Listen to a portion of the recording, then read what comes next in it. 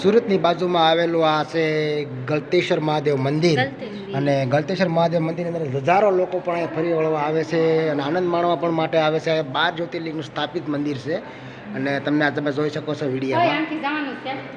જો આ 12 જ્યોતિર્લિંગ છે. સુરતથી માત્ર 20 થી 22 કિલોમીટર થાય છે અંતરે અને આ છે ગુફાની અંદર 12 જ્યોતિર્લિંગ છે.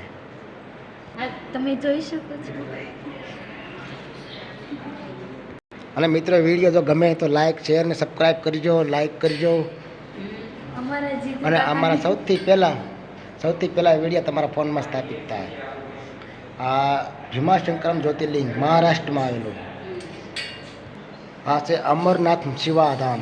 અમરનાથ એટલે કે જે બરફની લિંગ જે નર નારીએ જે તપ કર્યું હતું, જે સાતળમાંથી જે સ્ત્રી મોકલી હતી ઇન્દ્ર માટે, આ ઈ નર નારીએ સ્થાપિત કરેલું ઈ છે. નર અને નારાયણે તપ કરેલું આ બરફનું જ્યોતિર્લિંગ અમરનાથ જોઈ શકો તમે વિડીયામાં. જો હર હર મહાદેવ. શ્રી રામ ભગવાન જ્યારે સીતાજીની શોધ કરવા માટે ગયા ત્યારે આજે તામિલનાડુની માલપા રામેશ્વર મહાદેવ લિંગ, રામેશ્વર જ્યોતિર્લિંગ આ તામિલનાડુમાં સ્થાપિત આવેલી છે.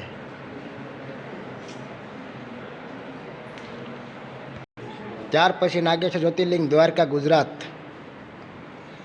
દ્વારકાધીશના મંદિર બાજુમાં.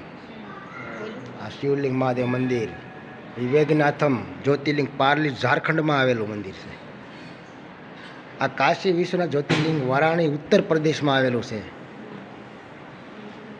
આ તમે જોઈ શકો છો વિડીયોમાં 12 જ્યોતિર્લિંગના દર્શન. ત્રંબકેશ્વર મહાદેવ મંદિર.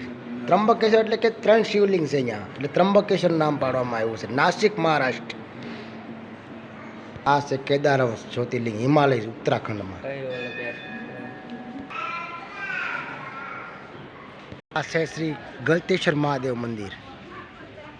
ગળતેશ્વર મહાદેવ ભગવાનનું મહાદેવ મંદિર.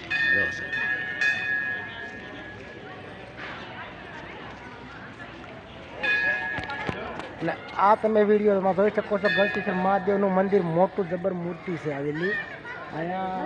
બહુ ગાજા ફૂટની ઊંચી મૂર્તિ છે ગળતેશ્વર મહાદેવ મંદિર. અહીંયા લોકો ફરવા આવે, સ્થળ છે સોપર. બહુ મજા આવે ફરવાની.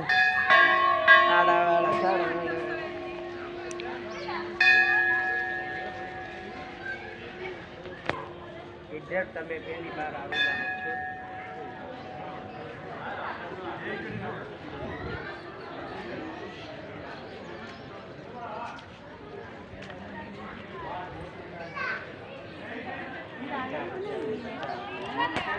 क्या फोटो रेडी